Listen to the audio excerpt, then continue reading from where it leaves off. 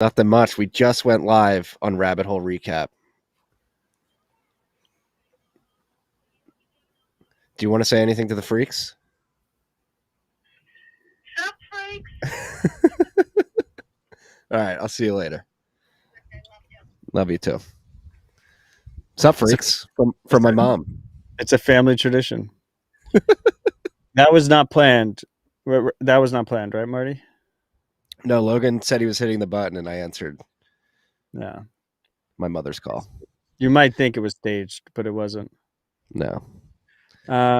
Marty, to start off the episode today, I thought it'd be great if you could read our newest job opening at OpenSats. The description. At OpenSats? Okay. Yeah, we're hiring at OpenSats if you need a job. Is this the first thing on the list? Yes. This is on Bitcoiner jobs. Head of fiat operations at OpenSats. OpenSats is looking for a Bitcoiner to head the initiative's fiat operations, a truly paradoxical role. Are you a Bitcoiner who, for some strange reason, still loves the fiat world? Do you have a burning desire to participate in long email threads with bankers, talk for hours with lawyers, sign stuff with ink on paper, and put fiat-denominated numbers into all kinds of spreadsheets? Oh boy, do we have a job for you. As OpenSats is a 501c3 public charity, we still have to interface with the legacy world from time to time. We're looking for someone that loves and understands what we do and can take care of the fiat side of things. That means interfacing with lawyers and accountants, taking care of all kinds of paperwork, clicking around in DocuSign, and maybe even cashing in some mail-in checks. In short, we're looking for a highly motivated US-based Bitcoiner that has passion for freedom technology but enjoys paperwork and bureaucracy nonetheless. Duties and responsibilities: build out OpenSats ops with GG and team of volunteers, work closely with the board to drive various OpenSats initiatives, act on behalf of OpenSats legally and in external communications, prepare internal and external reports, financial and otherwise, take care of all the fiat things to prevent GG from finally and irreversibly losing his goddamn mind. Requirements: got to have 5+ years of relevant experience. You have to have excellent verbal and written communication skills, experience in a fully remote and online work environment, strong alignment with our mission, that's OpenSats mission. You have to be based in the US, and bonus points if you have experience in charity and or nonprofit, in the charity or nonprofit world, you have an accounting degree and know the US GAAP, you love spreadsheets. As the fiat side of OpenSats is small and hopefully not growing too much, this is a part-time role. We prioritize talent, passion, experience over educational background. OpenSats is fully remote, paying competitive compensation based on market and location. We usually pay in Bitcoin, but are willing to make an exception and pay you in fiat. Given that you'll be the head of fiat ops, send a one-page cover letter and your CV to jobs@opensats.org if all of the above sounds interesting. Sounds like OpenSats is looking for a suit racist. So if you're one of the suit racists out there. Not looking for suit racists. We're just looking for a suit. So join us. We would love to have you. GG could use the help. GG wrote that whole job listing. It's fucking great job listing. Great job list. Fun to read. My first time reading it, first time seeing it. If I stumbled a little bit. Thank you for your service, Marty. I knew you'd read it best. But anyway, freaks, join us at OpenSats. We could use the help. It's a good initiative. Links in the show notes. Yeah. Headline: 2 months from now, OpenSats hires controversial suit racist who's undermining the OpenSats initiative from within. Everyone's a little bit too racist. You know what isn't racist? You know what doesn't care what race, sex, creed, nationality you are is hurricanes. We got a hurricane off the coast here in New Jersey. And Bitcoin. And so if there's some wind in the mic, please forgive me. The kids are still inside. No, you sound good. All right, good. Big week. A little pump, a little dump. Meeting here later, Thursday afternoon, it's 3:15 on the East Coast. We pumped to levels not seen since last week. It was really exhilarating. The reverse BART, We got the reverse BART. We're like a reverse half BART. Now we're back. According to Clark's dashboard, we're at 26,165 cuck bucks. One cuck buck's going to get you 3,821 sats. We're at a $509.6 billion market cap. We're at block height 805,625. We had a difficulty adjustment right before last week's show. That was an upward 6.2 adjustment, 6.2% adjustment. There will be another difficulty adjustment in 775 blocks. That is estimated to be on September 6, 2023, so Thursday of next week. And as of right now, it's looking like a negative 5.1% adjustment. Blocks have been coming in at 10 minutes and 32 seconds on average. There are currently 174,210 transactions in Clark's mempool and 8,640.05 Bitcoin in unspent capacity in Samurai's Whirlpool. That is an unspent value of 226.7 million cuck bucks. That's the state of the network. Maybe an interesting place to start is the mining landscape. So Logan, if we pull up insight.brains.com, put the link in Slack, and you go to hash value and hash price under hash rate and mining economic charts, and you hover all the way to the right. Hash price is currently sitting at 6.1 cents per terahash per day, which is historic lows. We're back to lows not seen since December of last year, which is a combination of the upwards difficulty adjustment that we had last week and the 10% price drop that we've seen since a couple weeks ago. It's hard out there for a miner.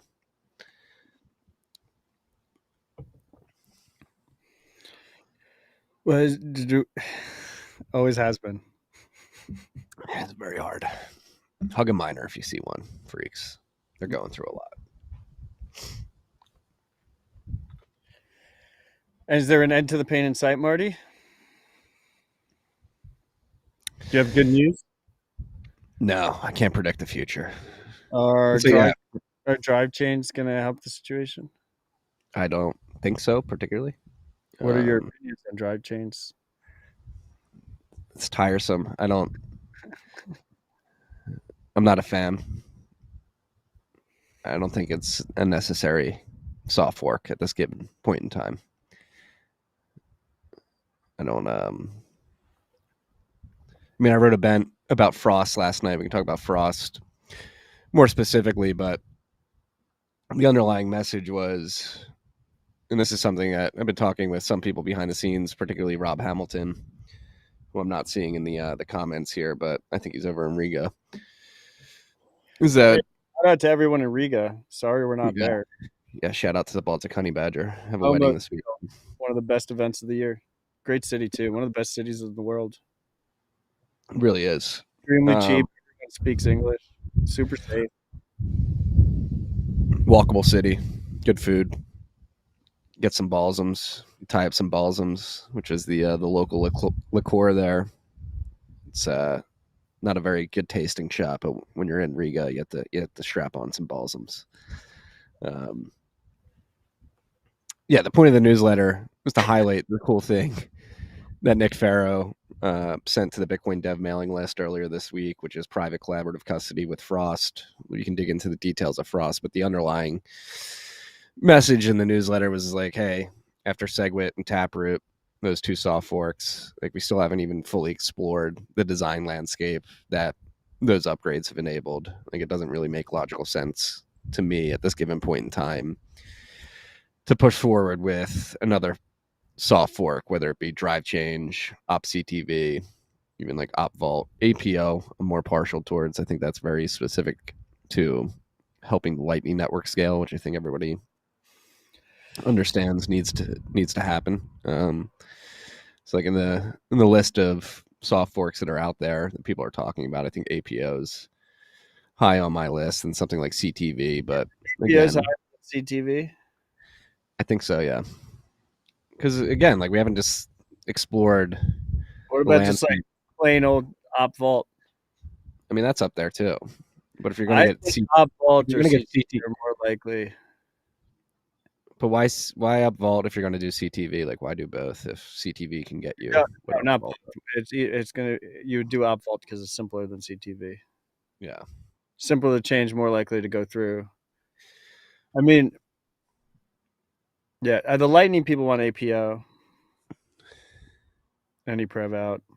Yeah. But I don't know.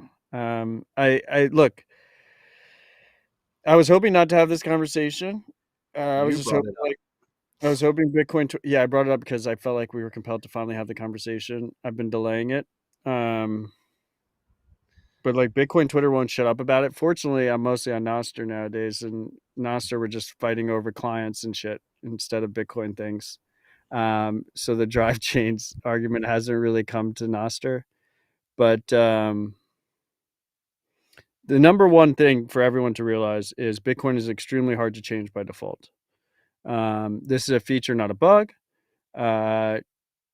Any change can be malicious. Any change can break the system, and you want there to be friction there. You want it to move slow and conservative. We're talking about the base of a global financial network, and it should move very slow and conservatively, and be simple and robust. That is the thesis, right? And the reality. It's the reality of what we've seen so far in the past decade plus of Bitcoin. So that means, like, regardless of what you think of Drivechains or any of these changes, I'm not going to use the term upgrades because one man's upgrade is another man's not. But these proposed soft forks, they almost default to not. You should assume under default circumstances that it's just not going to happen. They're not going to get activated. They need like this critical mass of support, and it's hard to objectively measure that until after the fact, whether or not it was successful or not. So keep that in mind. Now with Drivechains, the basic premise, my basic understanding of it, and I don't pretend to be an expert in Drivechains, and part of the reason why I don't advocate for Drivechains is because I don't want to have to be an expert in Drivechains. But my basic understanding of Drivechains is that you have these federated chains, that the federation, instead of it being like the Liquid Federation or something like Fedimint, where there's a bunch of different federations by different people running servers, the miners are the federation. Specifically, the mining pools are the federation. And those mining pools are doing multi-sig custody. You can kind of think of it similar to Fedimint in that way, or Liquid, where they're doing multi-sig custody of whatever chains they're supporting. Advocates of it say that it opens up all this new functionality because you can do all these different crazy things on those chains. People that what is the opposite of advocates? Like people that are against the idea would say that it adds a bunch of complexity and a bunch of incentive confusion and misalignment. I would also add, which I think people don't really talk about that much, is miners are already one of our more vulnerable regulatory targets in the space. And regardless of the technical incentives, all that stuff that changes, which is it adds a lot of complexity to the whole system. Detractors. Thank you, John Delaney, in the comments. Advocates and detractors. The idea of making them custodians as well of funds, and keep in mind, mining pools are already custodians momentarily, before people take out the rewards. And that's always been a concern from a regulatory point of view in my book, because you don't want to see mining pools be KYC'd, even though the two largest mining pools voluntarily KYC'd themselves, and custodians tend to get KYC'd. But in that situation, it's a lesser amount. It's usually individual miners will set auto withdrawals with their pools. It's already a problem that is being mitigated in different ways, but is already a problem. Adding them as a custodian for significant amount of value, if any kind of drive chains are successful, and if they're not successful, why are we even having this conversation? Adds a significant risk to them from a regulatory point of view. It adds rug pull risk from a They can steal money in certain situations.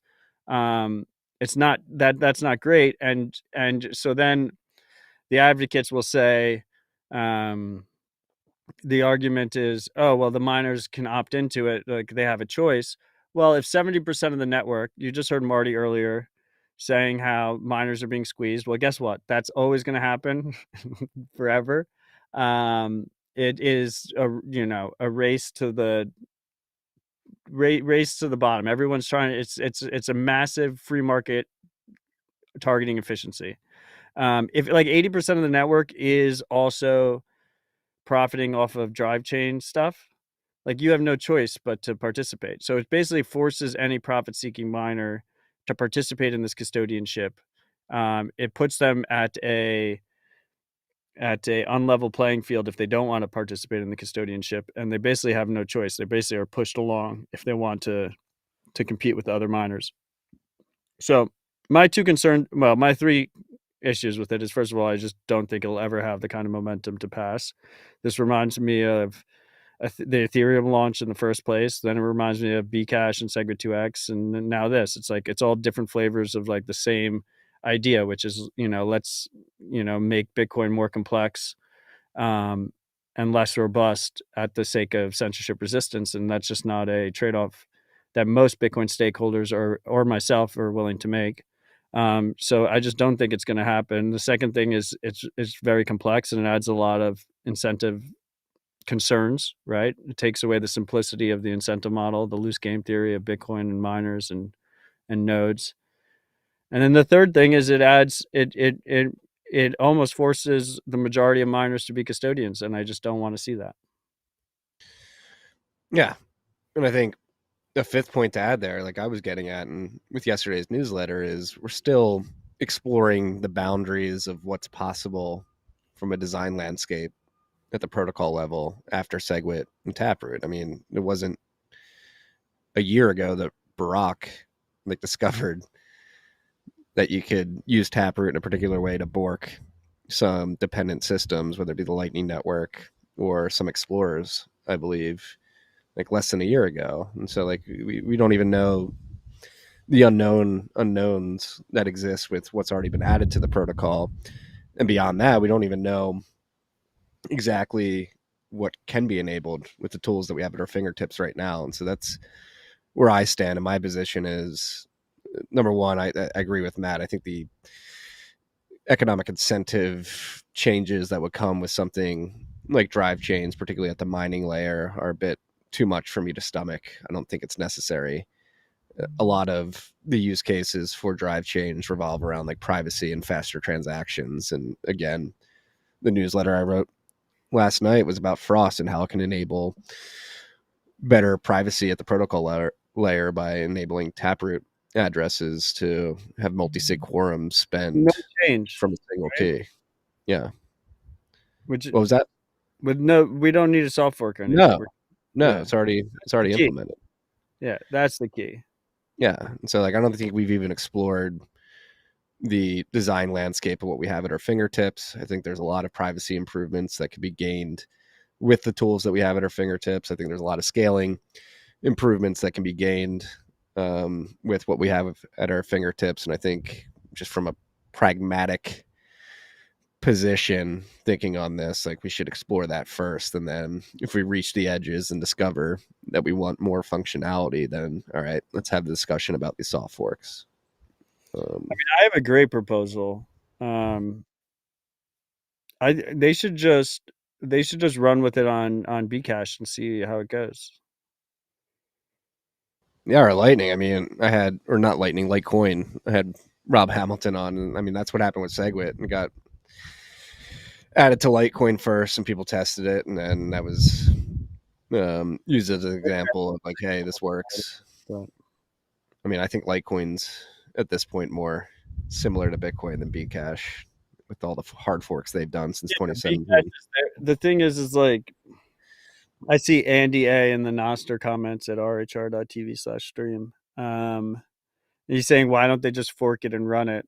And every time you say that, they get very offended. And the reason they get offended is because they already did it and it was a complete failure with Bcash. And it's mostly the same people. So like they already have their chain. They should just go have fun with it over there. Yeah, I don't think it's going to happen. I think I think the fervor around Drivechains is. What do you think about the idea that they're going to mining pools behind the scenes and trying to convince them to do a miner activated soft fork? I don't think they're going to find much luck there. Yeah, I just don't see that happening. Maybe, I mean, F2 pool has been known to fuck around. They fucked around with the activation signaling around SegWit quite a bit. I wouldn't be surprised if they just want to fuck around again and signal like they're going to do it. But at the end of the day, I mean, that's what we learned.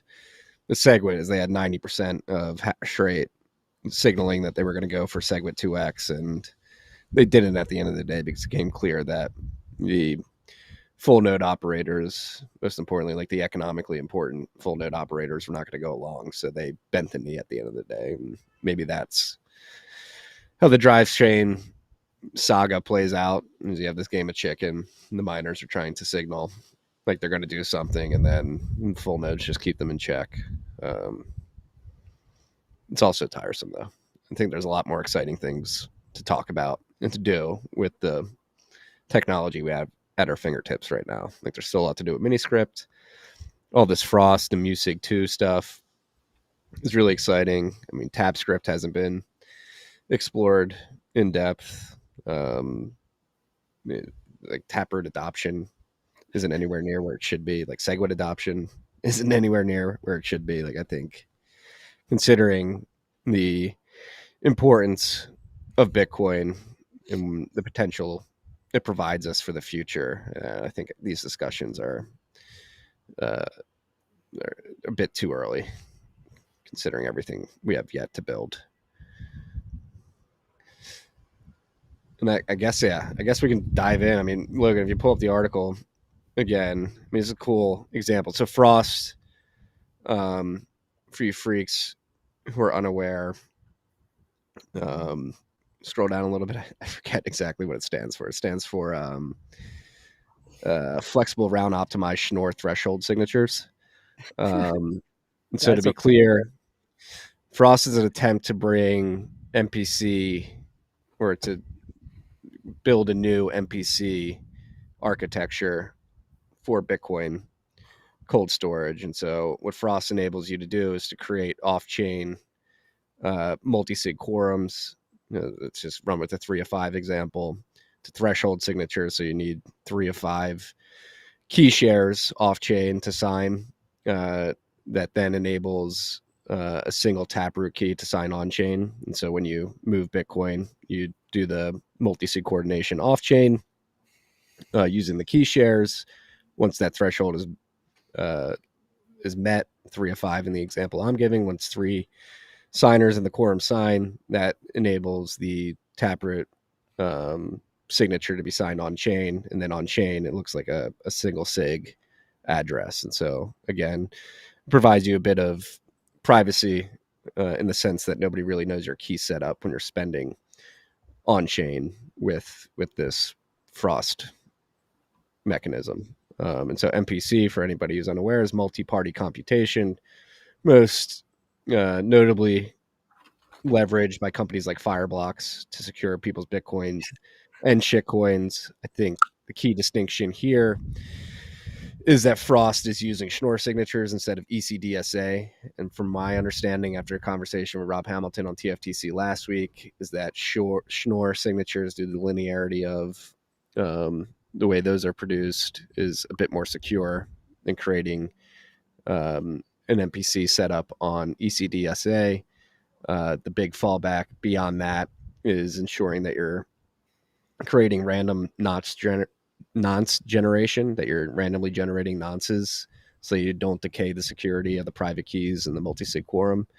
And actually, there's a link in there so that Logan, click on the BitGo, recently came up with a unique solution.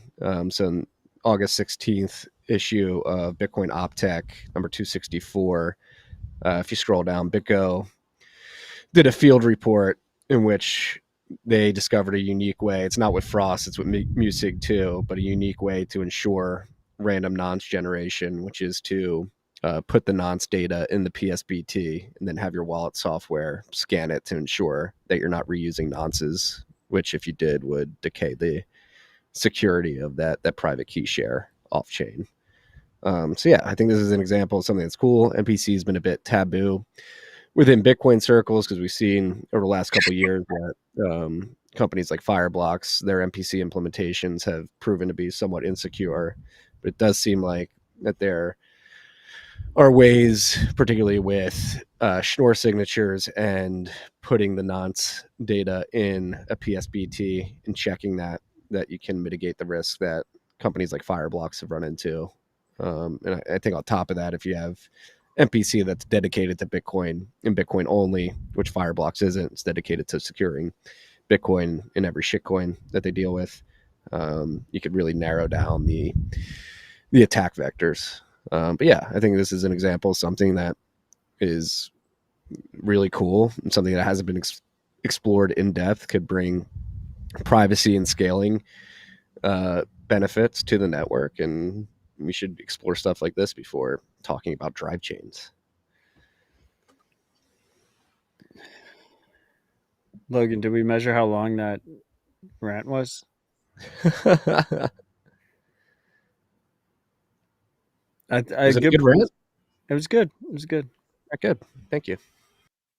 I just I'm sorry, Marty. I'm sorry, freaks. I'm a little bit exhausted over here, but I think that was an exhaustive rant. Not like it makes me tired, but like you covered a lot there. I've been thinking about it a lot, so it was good to get it off the chest. I do think, and it might not happen because I say it out loud, but I'm going to say it out loud anyway because that's my prerogative.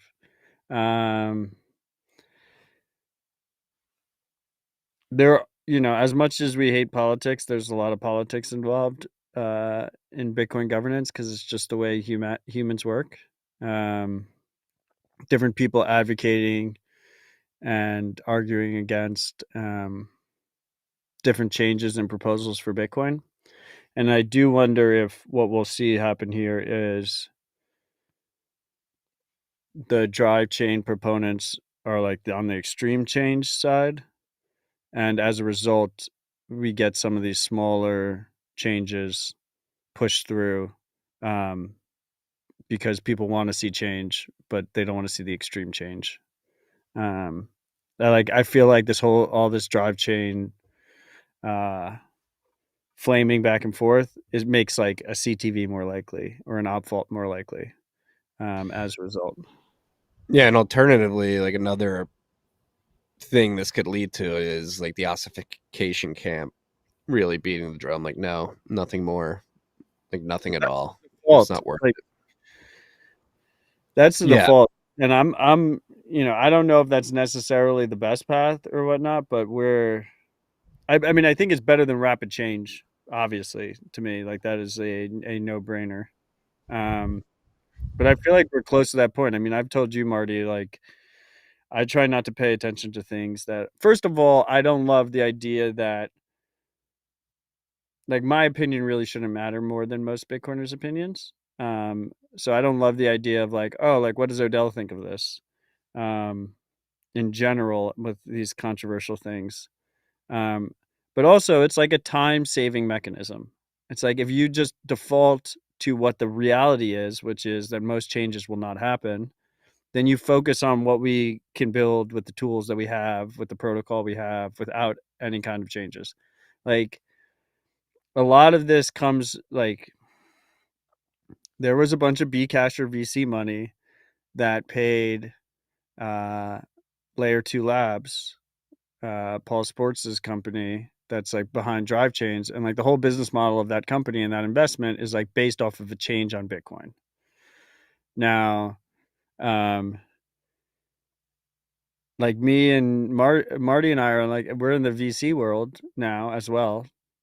Somehow, we're VCs now, and I would never invest in something that required a change to Bitcoin to even exist. Like, that's a ridiculous premise. Like, that's what reminds me of like the Bcasher thing all over again, and like Segwit 2x and everything. It's like there was a bunch of businesses that they were like, if we don't change Bitcoin, our business model doesn't work.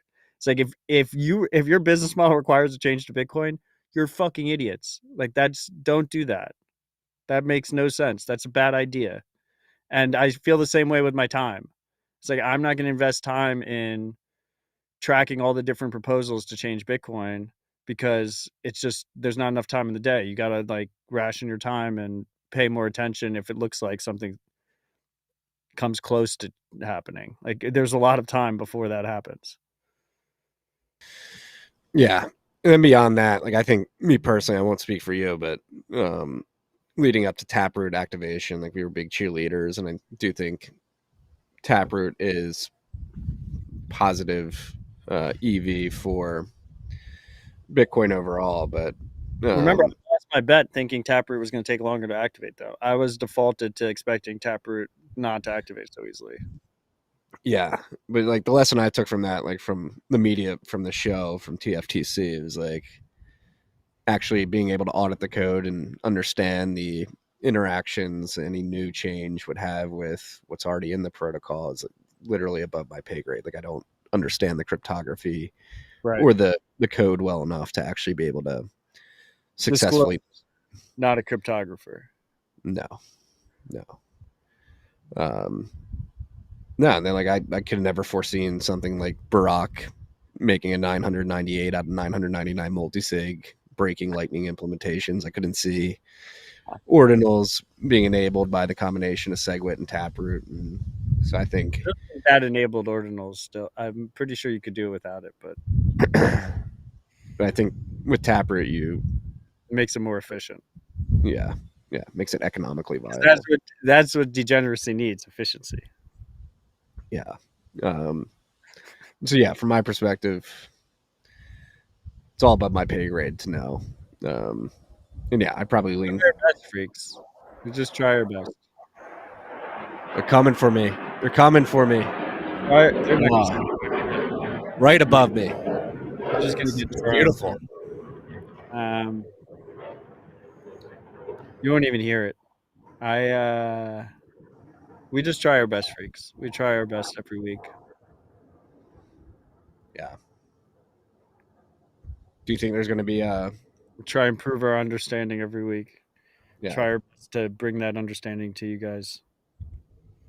Well, since the F-16 flew over me, a lot of talk about World War III. You want to put? No, we're not going to put odds on World War III. But what are your odds? I don't know. What is World War III? What is the objective measurement? I'm such a. I guess we engage physically with Russia and others. What does that mean? The war in Ukraine spreads, NATO gets involved. I would consider that World War III. John Delaney's like, nuke falling. I guess he didn't listen to last week. Go check out last week's party rip. It was a good one. I read your lips, but it cut out what you said, but I know what you said. Yeah, I mean, I don't want to jinx it, but I don't think World War III is going to happen anytime soon. Yes. Fuck, man, it's like the Roger Ver video, but instead of Mount Gox. That's one thing I wear. I think Americans particularly do need to get out front of this narrative. It's becoming blatantly clear that the economy is deteriorating in real time, that the war in Ukraine is not as successful as it was marketed to U.S. citizens who have sent hundreds of billions of dollars. That's always the case. Yeah, but I mean, the economy is going to go to shit. Marty. We're in an election year. Yeah, I think the probability is above 10%, I would say, which is shameful. Shameful that the kleptocratic class, the gerontocracy, if you will, has pushed us to this point. These people are disgusting. Freedom Tech fixes this. It does. That's why we're here. What Freedom Tech do we have on the list? All right, we'll get back to like Bitcoin's on the list. Grayscale won its appeal against the SEC, overturning its decision on the Bitcoin ETF. Yeah. This is the big news of the week. Bitcoin pumped to close to 28,000 before falling back down to earth. Currently at like 26,250. But an appeals court judge out of DC came out and determined that the SEC's reasoning for denying the Grayscale ETF filing was capricious and unfounded. The reason capricious. Nobody knows. To avoid arbitrariness and caprice, administrative adjudication must be considered consistent and predictable, following the base principle that similar cases should be treated similarly. So essentially, this judge said like the SEC is treating Grayscale particularly, and you can extend that out to everybody else who's filed for an ETF. They've been using arbitrary sort of guidelines to deny these ETF filings. And so the judge is saying, hey, like it doesn't make any sense. There's similar ETFs in other markets that you've approved, and for some reason or another, you are arbitrarily picking on Bitcoin ETFs. So now what's going to happen? That's the big question. This in no way means that Grayscale's ETF is automatically going to get approved. It goes back to the SEC, at which point the SEC can bend the knee and say, all right, you got us. We were being arbitrary and capricious. It's approved.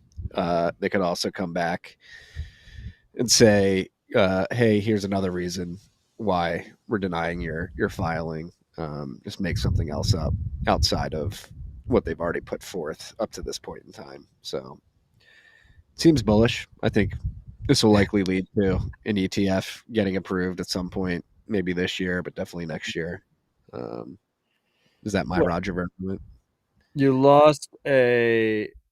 You missed a key point, Marty, which is Barry Silbert still owes billions of dollars to people. It's been almost a year now. I think it's 1 billion. I think it's 1 billion. To Gemini users. That's the number we know. We know Gemini users is a little under $1 billion, but there's more than it's a bigger hole than that. I just don't know what the exact number. That's why it's over $1 billion. But like DCG as a whole, right? Like Genesis owes a bunch of money to Gemini users. DCG owes money to Genesis. It's like a whole fucking commingled scheme. Yeah, the first thing is, as Marty said, so like right now GBTC on this news and whatnot is trading at one of the lowest discounts it's traded at in a while. It was almost down to 50%, maybe even more than that at one point. Now it's like 20% down, 15% down from the regular price of Bitcoin because people are expecting it to be converted into an ETF. SEC can still appeal, which could delay it. And regardless, GBTC needs to refile. So the take that I've seemed to expect here is that this pretty much guarantees that BlackRock and Fidelity get approved. BlackRock probably gets approved as the first ETF, which goes along with our thinking this whole time because we live in a very corrupt world and BlackRock has a shit ton of fucking money. They're the largest fund manager in the world. It's unlikely that they're applying for an ETF when they don't expect to get it. So after all this, I mean, Barry has no one to blame but himself because he was a complete degen last cycle. And you can connect most of the blowups to him. He's like this central. You can just imagine me as Charlie from Always Sunny with all the charts behind me. Just Barry Silbert caused all this. But yeah, I mean, they'll probably get converted to an ETF at some point. At that point, it'll get converted to par. Who knows when that'll be? You're paying management fees regardless. There's going to be, it is obviously a shitcoin. Not your keys, not your coins. But BlackRock probably gets approved first. I agree with Marty. I mean, the largest fund in the world launching a regulated ETF should result in an increased price.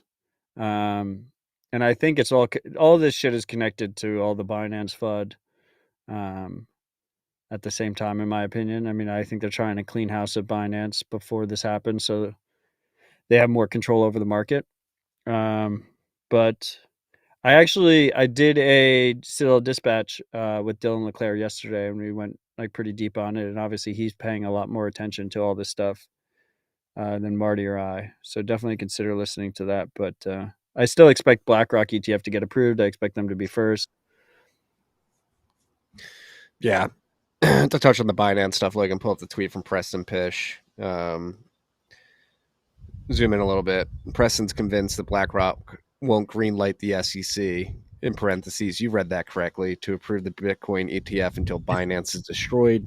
We're so insanely crippled that its market dominance is done. Gary is Larry Fink's lapdog. And then, Logan, if you click in on the tweet that is quote tweeting this AP abacus, who has been a touch and go source. Some stuff has been more credible than others in the past, so take this with a grain of salt. Update: sources state that sealed Binance motions this week are riddled with heavy claims. One source is saying, given the nature of the issues here, they're surprised that we, the SEC, are taking this on. This should be in the hands of the DOJ at this point. And he was instructed to go back and look at the Zlotto claims and indictments and then add scale, whatever that means. But yeah, I mean, again, take this hearsay report with a grain of salt, but there's rumblings. I agree with Preston's take directionally, but I actually kind of look at it a little bit differently. So I think that was the original plan. And I think it was part of that plan was SBF was involved in it.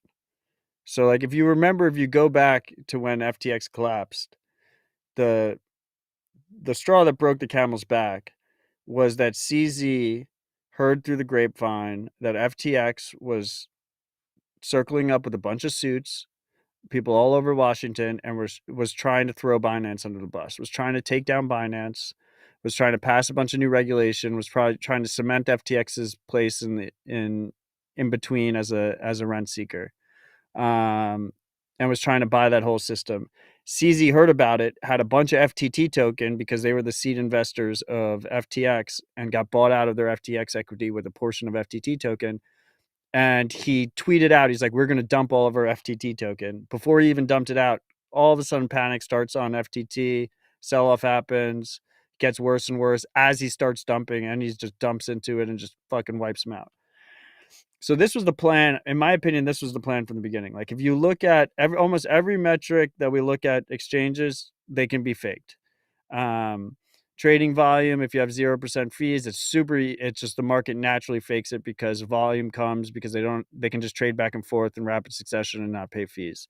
Obviously exchanges can pump up their own volume. All these different metrics, daily active users, monthly active users, it's hard to verify, easy to fake. Exchange balances are the hardest to fake. Obviously, we talked last week about liabilities mismatch. You can't verify liabilities. But anyway, where am I going with this? If you look at the top exchange balances, it goes Binance, that's a shadow bank. Then it goes Coinbase Pro, fully regulated suit exchange that sells surveillance software to the US government and is surveillance agreement with all of these ETFs and custody with all these ETFs. And then 3, Bitfinex, shadow bank. And so the play is to clean those up. So you not to stop market manipulation, so that they're the only ones that can do market manipulation. When I say they, always you can replace they with blue checks. Remember, so you they want complete control over the marketplace, like they have had the privilege to do for every other asset. whether that's gold, whether that's equities. They have full control, circuit breakers, a whole 9 yards, rehypothecation, do whatever the fuck you want to do. Now, regardless if they remove Binance from the equation, the difference with Bitcoin is that it's very easy to self-custody, and then it's very easy to use in the circular economy. So I believe that regardless of them cutting out Binance or cutting out Bitfinex, it'll be hard for them to manipulate the market, because humble stackers will take supply off the market, will dry up that liquidity, will use it in the circular economy, and eventually the price of real Bitcoin, black market Bitcoin, will be significantly higher than regulated Bitcoin, and there'll be a correction, a return to spot, and anyone who plays games with rehypothecation will get wrecked. Basically, a bigger version of what we saw with FTX, BlockFi, all the early suits of this last cycle. So that's the protection we have. But in their head, in the suit's head, what are they thinking? They're thinking, if we get rid of Binance, if we get rid of Bitfinex, we will have total control over this thing. Humble stackers be damned. There's no way they can blow us up. And that has been the goal. Now, I think what happened was CZ foiled their plan. Like, he just fucking took out FTX and took out all the suits that were degenning with FTX. They were all like, it was crazy, like the leverage on top of leverage, right? Like 3 hours got wiped out. We saw big venture firms get fucked, right? Sequoia, like Jump Trading, one of the largest traders in the world, they got fucking wrecked. Like, people got fucking wrecked, and they were all part of that like suit mafia. So the plan doesn't change, though. They need to get rid of Binance. They need to get rid of Bitfinex Tether, right? And here we are today. But I think what happened was, I think BlackRock got restless. I think they were like, okay, like, this is taking longer than we thought. Keep trying to take down Binance, but like, if we're not successful, we're just gonna fucking ape in anyway, because we have no choice. Like, they're just FOMOing in at this point. So I don't think like the BlackRock ETF is waiting on a Binance kill shot. I think it's, we're getting approved regardless. Like, you better kill this thing before we get approved, and if not, we're gonna do it anyway. I like that take. It's a very nuanced take that brings in historical context. Yeah, and I agree. CZ completely shit in the punch bowl when he dumped all that FTT. they thought they were on the gravy train. Fucking Super Bowl champion Tom Brady got fucking wrecked. He got divorced because of it. He had to go play another season, which led to his divorce because he lost $38 million in FTX. Yeah, they want to kill Binance. And this is like, again, don't agree with the shitcoin casino and the marketing tactics, but you have to tip your cap to the pirates of our industry who really stick a needle in the eye of the suit racist who want to control this. That's, again, that goes back to, I read a newsletter on Tuesday. I think we've said this on this show, maybe not, but it does bear repeating. If you're out there, if you're one of the suits who somehow found this show and you're listening to this and you're afraid of self-custody, so you're waiting for the BlackRock ETF to get approved before you get Bitcoin exposure, I would think twice about that, think long and hard, because as we're discovering in real time, I mean, right now, the show is live and we're leveraging Bitcoin to monetize the show as we're recording over Zap.stream. Like, you're going to actually want to use Bitcoin. Like, Bitcoin held in an ETF is owned by that ETF issuer, number one. It's fucking rug-pull technology. They can just steal your money at will. Yeah. So it's becoming abundantly clear to me that the utility on chain, and then with second layer solutions like Lightning, eventually Fedimints, who knows what happens with ARC, other things that are coming to market, are going to be so useful that you're actually going to want to use Bitcoin, actually possess it and send it and use it in your everyday life. And if you get your main exposure to Bitcoin via an ETF, you're not going to have the luxury. It's not even a luxury. You're not going to have the ability to do that. It's definitely not a luxury. It is the reason why Bitcoin exists. It's a peer-to-peer electronic cash system. You're supposed to use it in a peer-to-peer fashion. But the decision you make today will have profound effects on how much Bitcoin you have 10 years from now. So if you're a suit, you're like, I'm just going to wait for the ETF, get Bitcoin that way. Like, you're going to be using it throughout the economy in 10 years. And if your only Bitcoin exposure is via an ETF, you're going to have to sell the shares in that ETF, eat the capital gains taxes, and then between doing that and acquiring Bitcoin they can actually possess, hope the price doesn't run away from you. So you'll likely end up with less Sats at the end of the day. So just be aware. Yeah, I mean, I don't understand the long-winded explanation, really. I just think it's rug pull technology, and you'll get rugged. So become unruggable. You can do it. It's easier than you think it is. It really is. It's getting easier by the day. So I yeah, mean, yeah. I yeah, I mean, you want to just unpack that real quick, Marty? Because like when I like try and follow that logic, it doesn't make sense to me because of what makes sense to me is the rug pull part. Like I think the rugs will continue until self custody improves. Like it's just we're just gonna see larger and larger rug pulls until people fucking learn, and then there'll still be rug pulls, but there'll be less. But like the tax argument part doesn't make sense to me. why not? That okay, so like the year's 2030 and you have one Bitcoin in exposure. It's worth $10 million. Okay, you bought it at $26,000. So you have a $10 million cap gain hit essentially, like the full amount. And but what you want to do is you want to pay someone $10 in Bitcoin. So it's the same tax hit in that situation as if you held it. Well, It's just this where is you're paying the tax. well a good point. And so yeah, I guess I'm running with the assumption that at some point over the next decade, Bitcoin will be deemed like the capital gains tax around Bitcoin held in self custody will change, but that does not change for an ETF structure, which is Okay. So a financial. you're operating under the assumption that sovereign users of Bitcoin will get tax advantages in the US tax code over people that hold cuck Bitcoin. That's the assumption? Yes, I think the issue is going to be forced. The U.S. government's not going to have any other choice. They're literally hyperinflating the dollar as we speak, Oh, I and think it's gonna be the opposite, but I still think you should hold self custody. I think sovereign users of Bitcoin, like they'll just I mean, that's the easiest way, right? Like everyone always says like 6102 attack, blah blah blah. Um I'm not gonna blah blah blah 6102 attacks. Like people should be worried about 6102 attacks. But 6102 yada yada yada whatever. but in practice, so 6102 was the executive order when Roosevelt tried to seize everyone's gold in the 30s in America. And similar could happen with Bitcoin, but what's easier to do than that is just incredibly burdensome, restrictive taxes, higher taxes, more surveillance to quote unquote police the taxes, right? I mean, I have in the list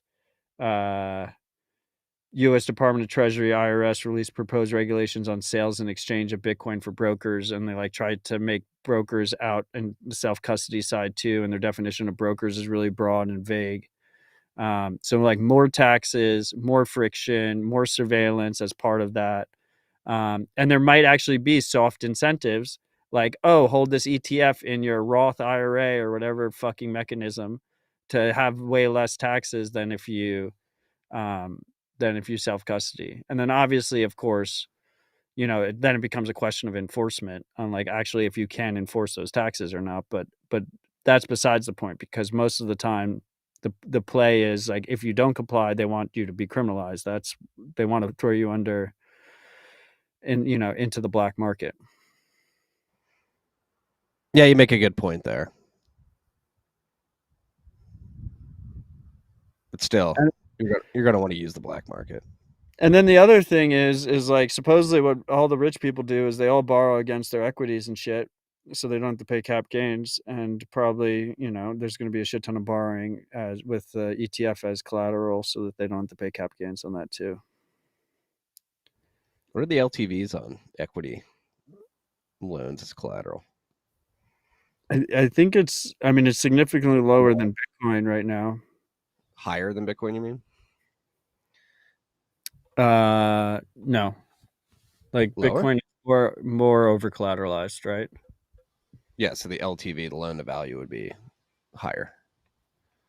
Yeah. Sorry. Yeah. Yeah, because they like consider it more liquid and better collateral, even though Apple stock is way worse collateral than Bitcoin. Yeah. But that's just the market is going to take a while because people that believe that Bitcoin is good collateral would rather buy Bitcoin than lend you dollars. So we're seeing a disconnect there, but that should correct itself over time. But yeah, I mean, at the end of the day, like the synopsis is relatively simple. And GBTC should be your lesson. FTX should be your lesson. BlockFi should be your fucking lesson. Mt. Gox should be your lesson. Celsius should be your lesson. You know, centralized third parties are fucking security holes, and you will be rugged. It's just a matter of time when you get rugged. And that's not just Bitcoin or quote unquote crypto. The bank runs will continue as well. You will be rugged. You heard it here first. Become I mean, unruggable. there's like all this talk of is Binance insolvent, who's insolvent, this, that. Like the banking system is literally fractional reserve banking. It's just insolvency by design. Yeah. BNB above 212. It's at 217 right now. So Binance is looking strong. Wow.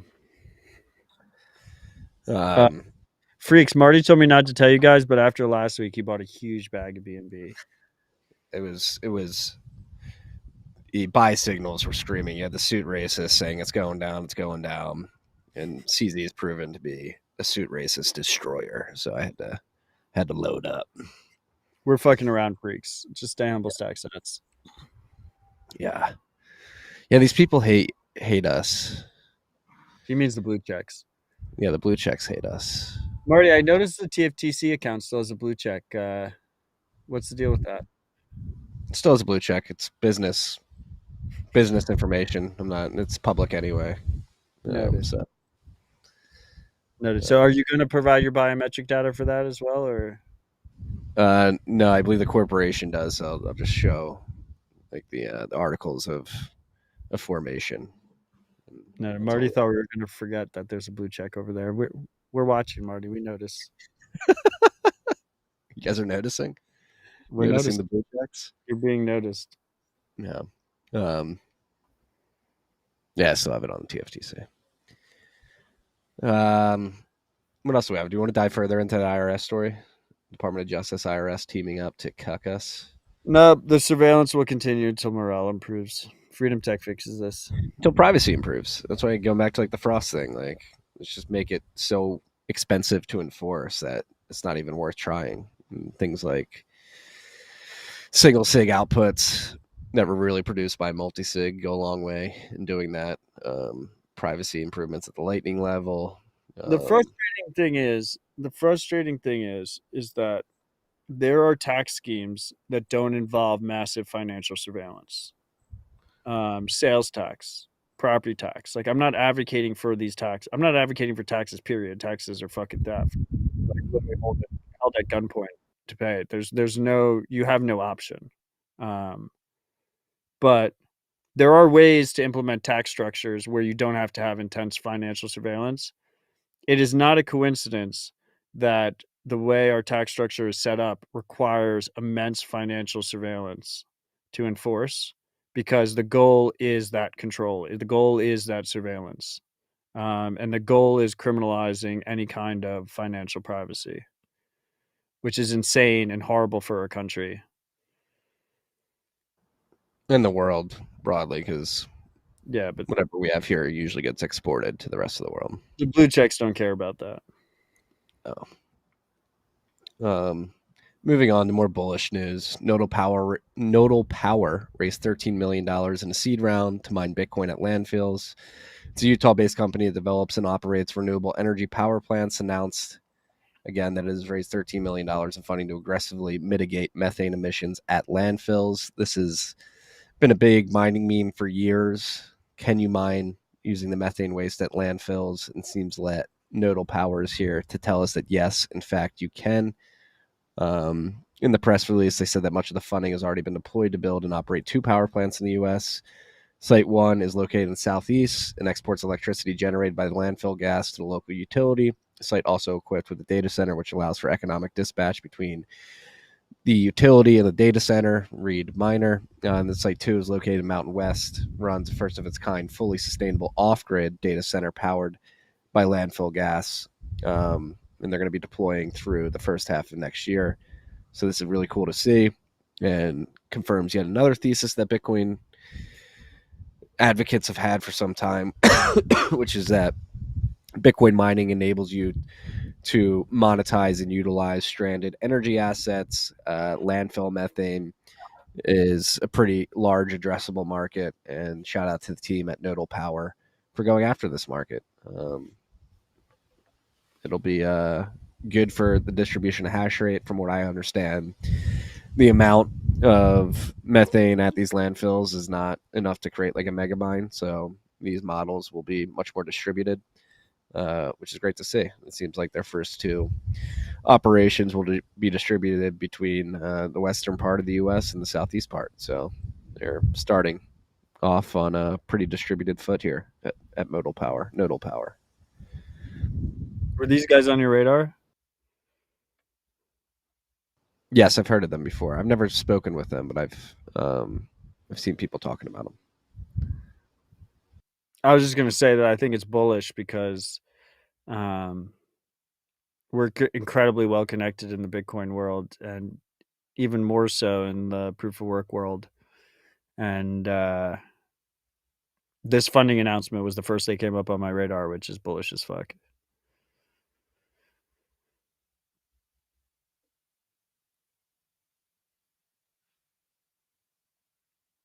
We have 3 new grants that were announced.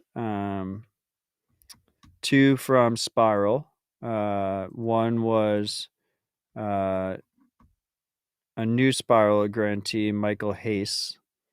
He's a prolific product designer taking on Bitcoin inheritance and collaborative custody, 2 Bitcoin's most nerve-wracking problems for parents with devious teenagers, Spiral announced. And then a grant renewal of Vasil Dimov, who is not on social media and has therefore earned my respect more than any follower of this account. Will continue maintaining and improving the P2P networking layer of Bitcoin Core while also building out privacy features.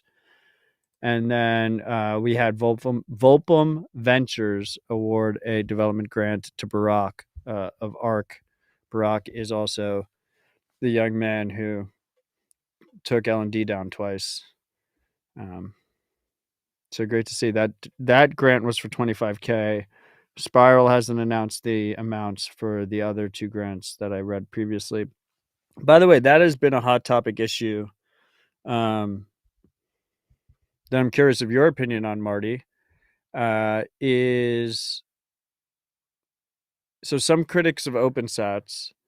By the way, I love feedback. I love, adversarial culture. I love people being hard on us. It's great. It's what makes this space pretty fucking cool. We have faced some criticism that we don't publicly release how much money each grant recipient gets. And the problem we've had, at least internally, is obviously our 9 board members know, we're approving what grants are getting paid out and what the amount is, and we keep very good records of it. But we have a concern that if some random open source contributor, and he's doing a project and we pay him out $25K in Bitcoin, we pay him a Bitcoin, and he lives in Zimbabwe or something, and we tell the whole world we just gave him a Bitcoin. Like he has OPSEC risk, right? Like he has privacy risk. And I don't love the idea of publicly saying exactly how much we're paying these guys and what the Bitcoin address is that we pay them to. So like the middle ground we're looking at right now is we're going to be releasing transparency reports where like breaks it down by category. So like Nostr clients receive this much Bitcoin, or like Bitcoin software wallets received this much Bitcoin, or like break it down into categories. And I'm curious on your opinion on that. Yeah, I mean, I like that. Yeah, I completely agree with you. It's not good to dox people and how much Bitcoin they have. Obviously, you're doxing grantees by announcing that you're giving them a grant so people know they have some Bitcoin. But I think limiting the amount of public exposure in terms of where the Bitcoin is actually held and how much it is definitely a net positive. And I think the disclosure mechanism that you just described, breaking it up into categories and doing that, should suffice. And then maybe another solution on top of that is just have a third party auditor come in annually and audit and be like, hey, I give a stamp of approval that the way these guys have been dispersing grants is Oh, we have above. to do that anyway because of like 501c3 shit. Yeah, just use that then. We have all Just be the like, records and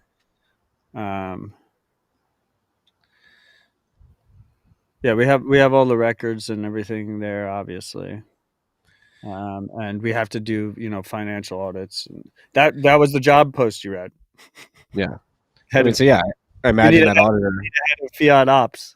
Imagine if you went to the auditor and were like, hey, we have this problem where people are questioning whether or not we're dispersing grants the correct way, and just have them sign a letter like, hey, we audited it and they're doing things the right way. Yeah, I just um Just don't hire Arthur Anderson.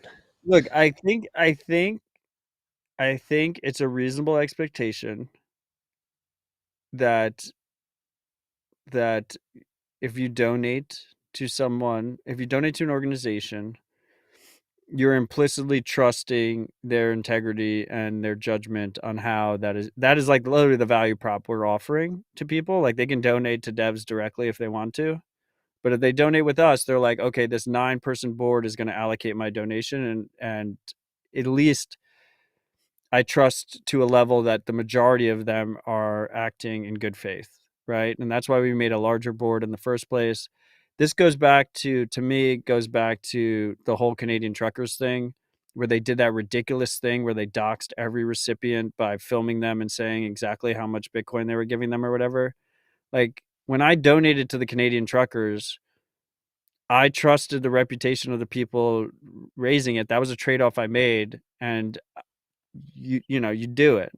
You go do it. And as far as I'm concerned, like I don't want OpenSats to be the only, and we're not the only organization funding open source development. We launched because we're like, there should be more doing it, and the more the better. So I hope there's a lot of different organizations donating to open source, continues to be and grows, donating to open source development. But I don't think that trade-off is worth it, actually doxing the exact amount we give to people. But I will say that the transparency reports will give more detail. We just wanted to make sure we got some money deployed out first. When people have conflicts of interest, we force them to recuse themselves so they're not voting yes on things that give them money, which we would also lose our 501c3 in that situation. I'm not asking you to trust the state. That's fucking ridiculous, but we would.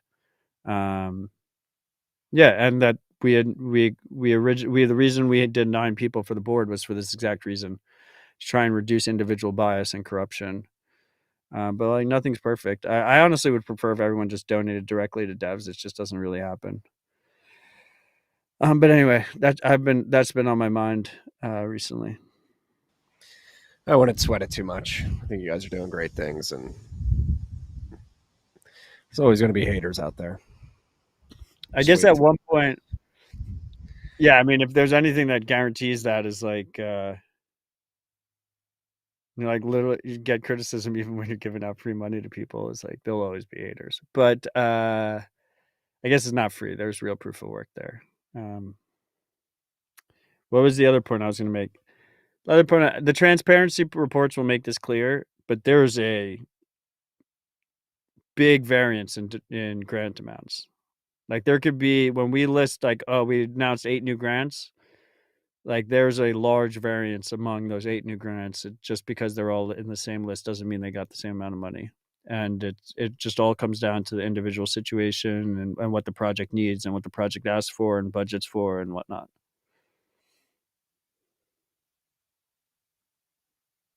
Yeah. Again, wouldn't really worry about the haters. You guys are doing good work. Thank you for the work that you're doing. Shout out to all the grantees who got grants recently from Spiral, OpenSats, others, Volpum. But moving down the list, are we at software updates yet? RoboSats is decentralizing, I guess you can say it. Yeah, it's the beginning of software updates is the RoboSats. Yeah, so we'll read Boost. We have to do 2 weeks. Forgot to read. Yeah, apologies, freaks. It got spicy last week during our party rip. So going back to Rabbit Hole Recap 266. Good morning. Stay humble and stack sats. Top 4 boost. Number 1 from Cum Rocket. Oh, that was the name of our episode. Yes. Cum Rocket. 69,420 sats. Shout out to myself. Just finished Mandibles. Stay aware, stay humble, stack sats. Can I just say for a second, thank you, sir, for your support of the show. But I am aware we're talking about noticing of noticers or noticers. I've noticed that like the last 6 episodes of Rabbit Hole Recap and like the same amount of dispatches. Appreciate your support across both shows. Like we've had to say the word "cum rocket," and I know it's intentional, and I know you get a little kick out of it every time you support us. And I just want to say I noticed that. But thank you for your support. The AI is really going to have my cum rocket down pat by the time this is all said. I did a podcast about like family and life and priorities and like his 40-day fast with Russell Okun, and then it's like, and we're proudly supported by the freaks who donate Bitcoin to the show. It's like we have Cum Rocket here with 69,000 sats. Like I gotta say it's part of the code, but it really it's an interest. It like pulls you out of the fucking conversation. Thank you, Cum Rocket. Appreciate the sats. We at Scottish Freedom BTC, 60,006 sats. Palindrome boost. Thanks, boys. Great rip. No more blue check tension. Marty, when I listen in my van at work and you are recording at home, I can always hear bird chirps, which I think is something foobarred with my van. Messes with my head. Anyway, palindrome boost for all that you chaps do to educate the freaks. Love from Scotland. Stay humble. Stack sats. Scottish flag. Shout out to our freaks in Scotland. What most people don't know is Marty actually adds the bird noises after we record. Yeah, they're all Marty.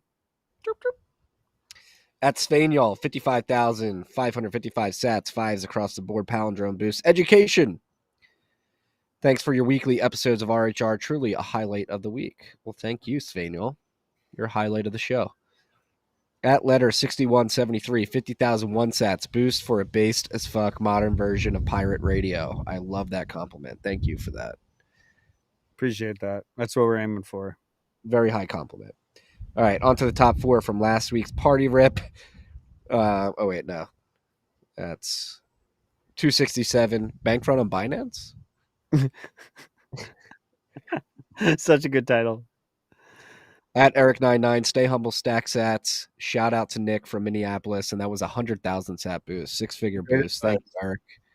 True ride or die, Eric99. This one came from our friend from Australia, Pringle Stacks.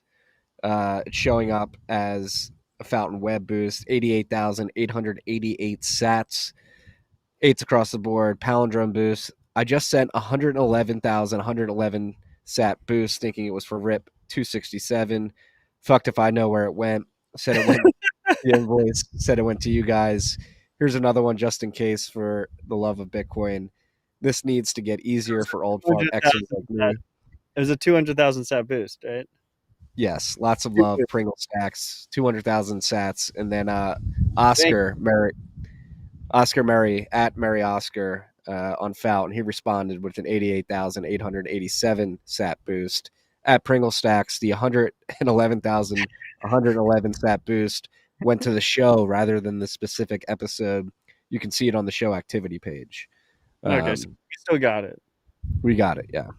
And then you also juiced another 88,000 out of Oscar by your mistake. So we're really giving you credit for almost 300,000 sats. Thank you. Thank you.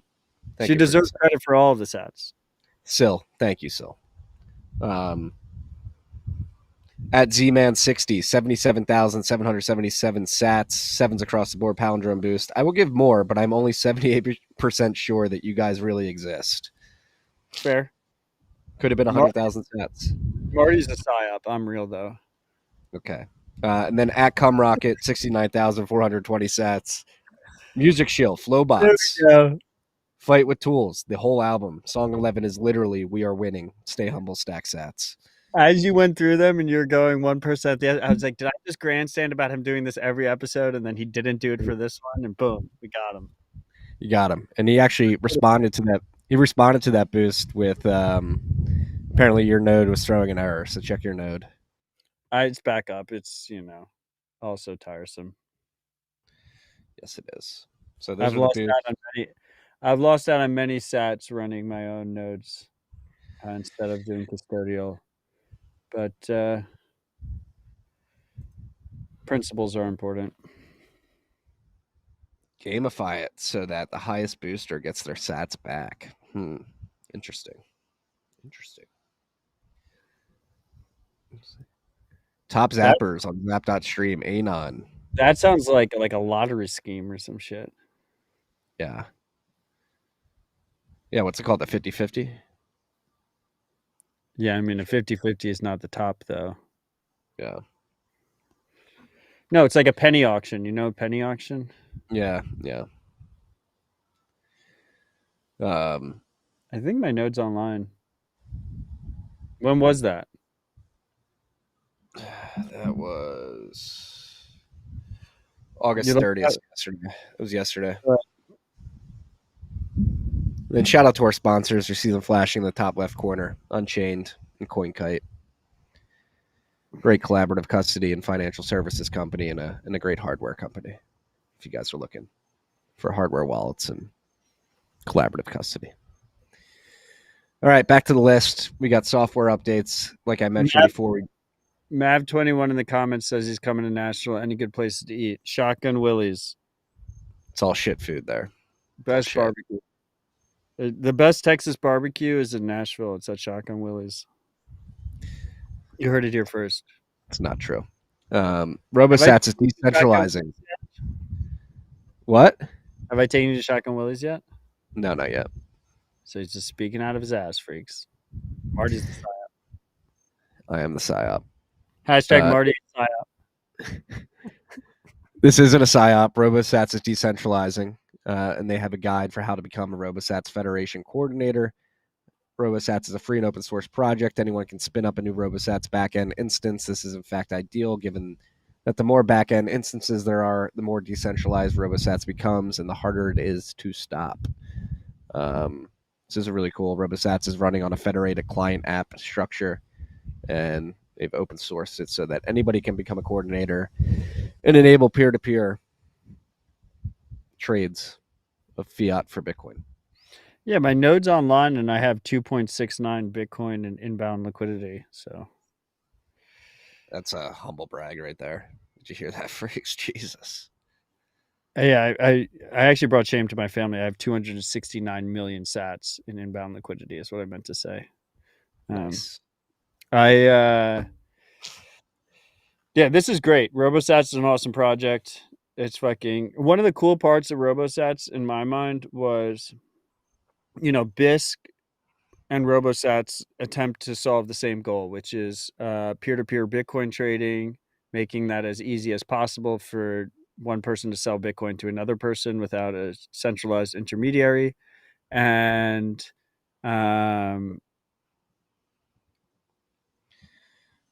sorry, I just got completely distracted because Clark said in the comments, massive inbound. Without an intermediary. And the cool part to me about RoboSats was that they kept it incredibly simple. They were like, BISC tried to be as robust as possible and have like a very very large threat model where they were expecting attack, and RoboSats was like, we can just be NIMs, and if we're a NIM and we're running a centralized service on Tor and we're not doing that much volume, like it should be fine.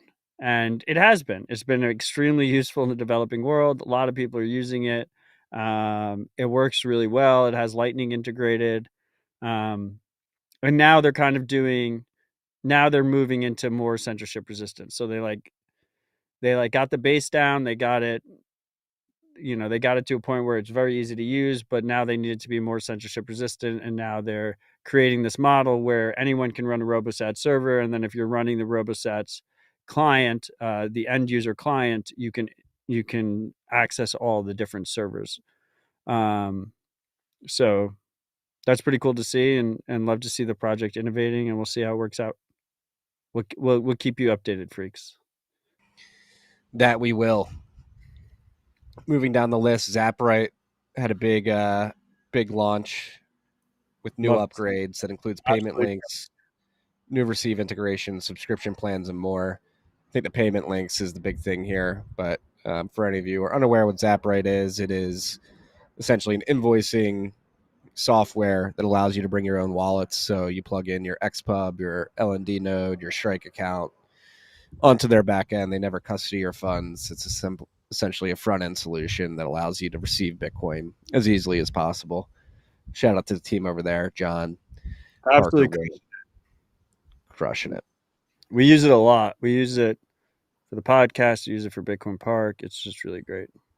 Yeah, go check it out if you haven't. Next on the list, Nix Bitcoin version 0.0.97 has been released. Nix Bitcoin is a collection of Nix packages and NixOS modules for easily installing full-featured Bitcoin nodes with an emphasis on security. So if you're running Nix, there's nothing too crazy here. They upgraded BTC Pay server. That's about it. I had Nifty, this legend that I didn't know about named DPC, and Cody on to talk about Nix on Scylla Dispatch this week. Lisa's going to be, Nifty's going to be, I just go back and forth on which name I call her. I need to figure out which one I want to settle on. But Nifty's going to be running Bitcoin Plus Plus in Berlin in October, focused on Nix. So to find out more about that, you can either listen to the Scylla Dispatch episode, or you can go to BTC plus plus, spelled out plus.dev. Check it out. Support Lisa. She's doing great things. Next on the list, BTC Pay server has upgraded to version 1.11.3. This upgrade comes with some minor brush ups and fixes. This is, I believe they say in the blog post, this is their last update before their next major release. So unless there's any bugs between now and when they're ready to release the major release, this should be the one. So the next BTC Pay server update should be a good one. At Nodal Wallet, Android version 0.2.0 has been released. It now comes with LNURL Pay QR code support, which is pretty big. River announced earlier today that they've got LNURL Pay QR code support coming to their platform as well. So LNURL influence is growing. Mutiny Wallet version 0.4.14 has been released. Web and Android feature parity. So that's pretty cool to see. Mutiny is open source, non-custodial Bitcoin and Lightning Web and Android wallet.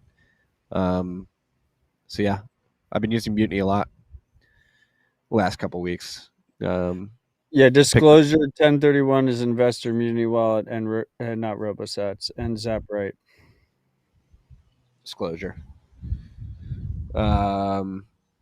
Next on the list, Floresta version 0.5.0 has been released. Floresta is a lightweight, fully validating Bitcoin node powered by UTXO with an integrated electrum server.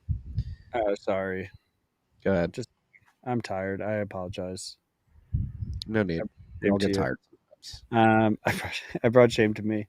I just wanted to. This is why I feel bad interrupting you. I just wanted to grandstand that Android users are first-class citizens in the Mutiny ecosystem, and to you iPhone people. Noted. Good. Okay, continue. Sorry. Join market version 0.9.10 has been released. They have RBF fee bumping, more improvements and bug fixes. So for those who are unaware, Join Market is a CoinJoin service. I believe the oldest one in existence. It's a CoinJoin tool. CoinJoin tool, excuse me. Service implies centralization, and Join Market is not centralized. So Yes. Now we're on to the Nostr update part of the software updates. Spring version 0.1.0 has been released as a Nostr browser that lets its users to browse and interact with Nostr protocol and micro app ecosystems. So go check that out. We'll have all these links in the show notes if they fit in there. Logan, do you think they'll fit? Does it fit, Logan? Might not this week. All right. We'll have to figure that out. Amber version 0.0.6 has been released. Yeah, gotta just clip out that little part and send it to me on soundboard. Thank you. 100,000. Marty, it's too big. Oh, god damn it. Amber version 0, or we just read that one. Oh, no, we didn't. Amber version 0.0.6 has been released. It's got new UI and fixes. Highlighter extension version 0.2.1 has been released. You can create Nostr highlights anywhere on the web now. It's pretty cool. NDK version 0.8.21 has been released. The protocol is the App Store with NDK. Snort.social has been redesigned. So if you're using that as your client, go check that out. Nostr version 0.1.2 has been released. It's got Linktree style Nostr client, which is pretty cool. And then vendata.io, a Nostr client to interact with data vending machines, has been released. Our boy Pablo has been working on this. Really cool tool. There's like 4 Pablo updates. A new highlighter extension was, I guess, NDK too. Are you looking at the Nostr comments? He gave us hands every time we gave him an update. Nucleus. Fucking legend. He's all over the place. Okay, sorry. Continue. Nucleus. He's only 3. Correct myself. Capital efficient multi-peer lightning payments. It was Highlighter, NDK, and Vendata. We're all Pablo projects. Before we get to Nucleus, I also put one on the bottom. Primal came out with a big update today. The Nostr client. They released this system. The whole idea of the cool part about Nostr is the idea of giving the user control, right? Giving the user control of as much of their life and their data as possible, and that includes the feeds that you see. The most common way to show a feed in Nostr is just straight chronological. Primal has brought their own trending algorithm into Nostr, and Nostr is not the idea of no algorithms, Nostr can be whatever you want it to be. That's the cool part about Nostr. But in my mind, Nostr is not the idea of no algorithms. It's the idea of open, transparent, and competing algorithms, or your option to use no algorithms whatsoever. So Primal has given people more control in this recent update. You have the ability to opt in and out of filter lists. These are things that I've advocated for on Twitter for years. We never saw that happen, and here we see Bitcoiners building out the future they wish to see in real time. You can opt in and out of filter lists. You can subscribe to other people's mute lists. So if Marty has likes to block out content and you trust his judgment, you can just subscribe to Marty's mute list. You can subscribe to people's spam lists. You can choose if you want to see not safe for work content or if you do want to see it. And you can also do the opposite. You can whitelist, and you can say, I never want this pub key, this account muted.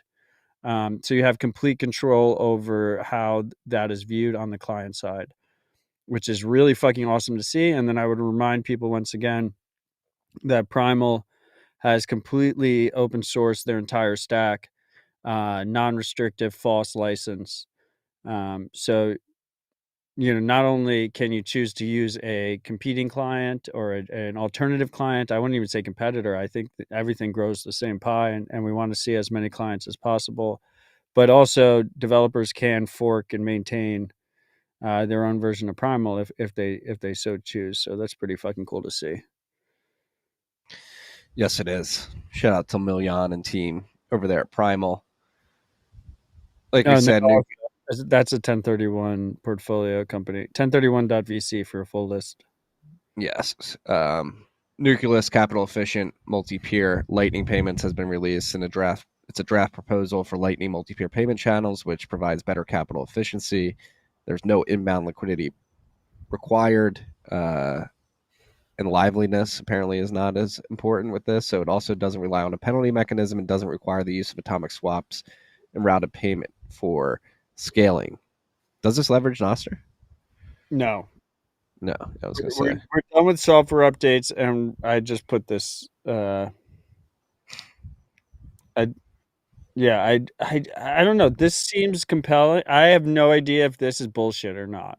But if it's not bullshit, then it looks really interesting, and I'm hoping someone smarter than me is listening to this right now. And like, can you read the paper and figure out if it's legit or not? But it seems cool. Yeah, look what Pablo said. Sounds cool. What's the URL? It's on No Bullshit Bitcoin. Let me see. Let's see. Z-Man responded to this. Good morning, Mr. Nuclear. Major difference here is that for POW, it is impossible to create a Sybil attack where you only spin up multiple nodes on AWS containers, each with its own identity. For POW, thus, the honest majority assumption can only be relied on if you have some Sybil resistance. So you're saying the proposal is not Sybil resistant? I don't know. I just put that up there for exposure. We don't have to discuss it, Marty. If you're listening and you care, check the show notes. It seems like it's not Sybil resistance. That's what Z-Man's saying. They released a paper. Go check it out. It's on the Lightning Dev mailing list. It dropped 2 days ago or 3 days ago on Monday. So go check that out. That's all we got. Last thing on the list was that frost thing that we already talked about in the beginning of the rip. Baller. It's getting cold out here. It's in the 60s already. We did it, freaks. It's beautiful. Great weather.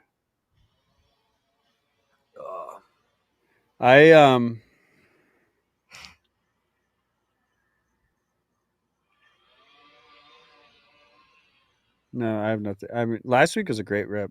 I really enjoyed that rip. I did too. It was a lot of fun. Macro news.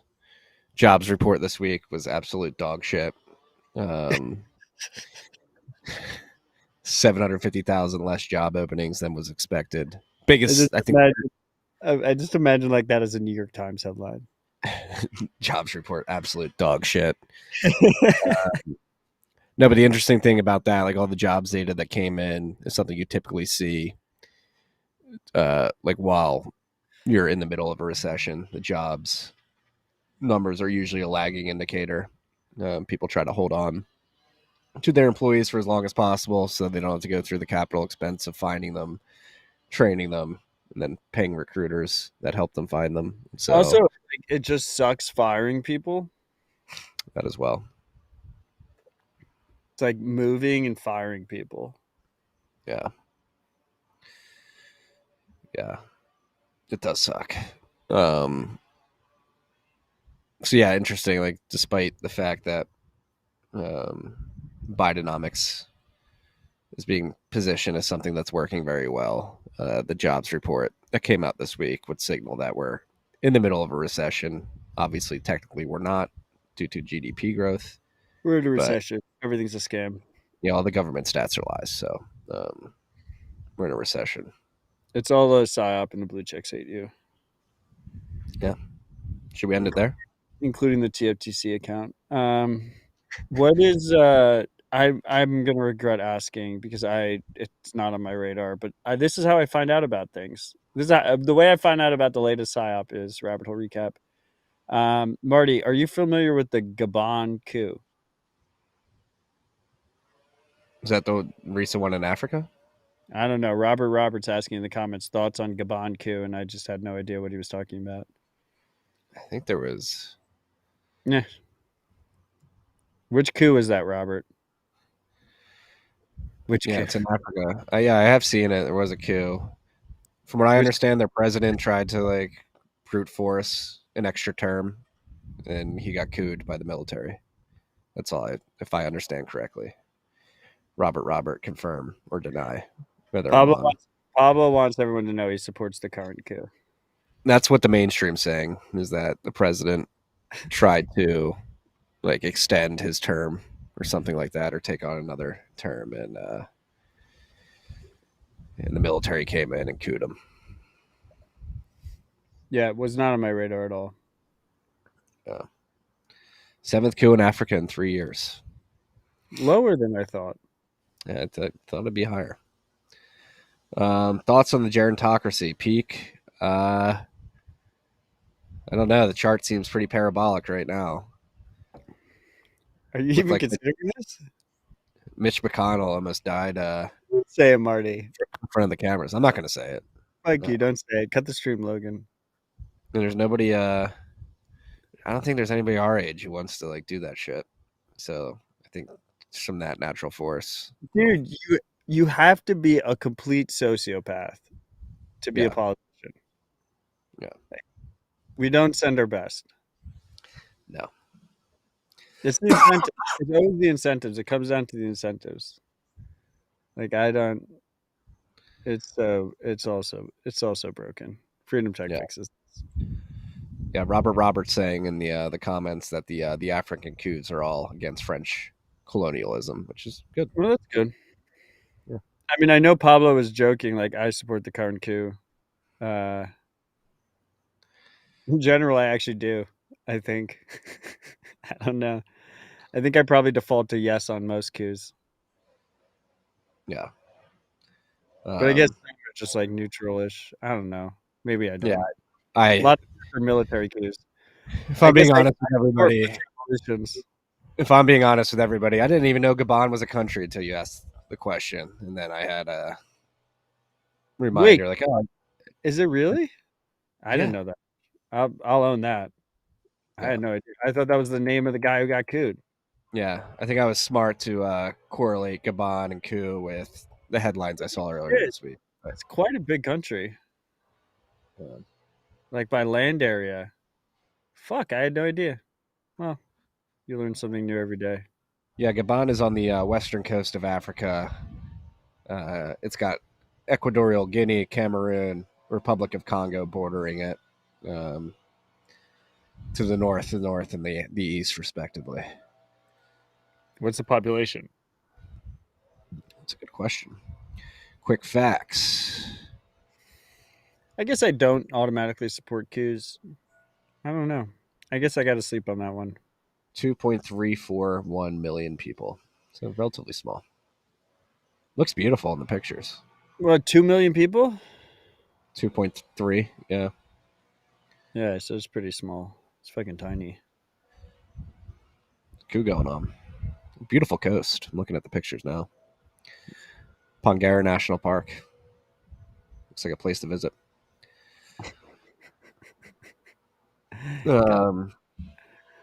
I've got to run here. Okay. Well, this has been great. I apologize to the freaks that live in Gabon for not knowing your country existed. I feel like a dickhead. But I'm glad I know now. And shout out us for trying our best and staying on the stack. You know we're gonna be honest with you. We'll be upfront. I'm not gonna LARP and say I'm a Gabon expert.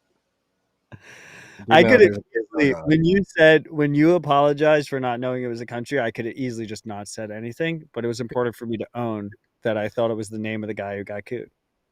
No, yeah, it was the country. Yeah. All right. We'll be back next week with some coup talk about in countries we were unaware of before next week. Love and appreciate you all. All right. Peace and love, freaks.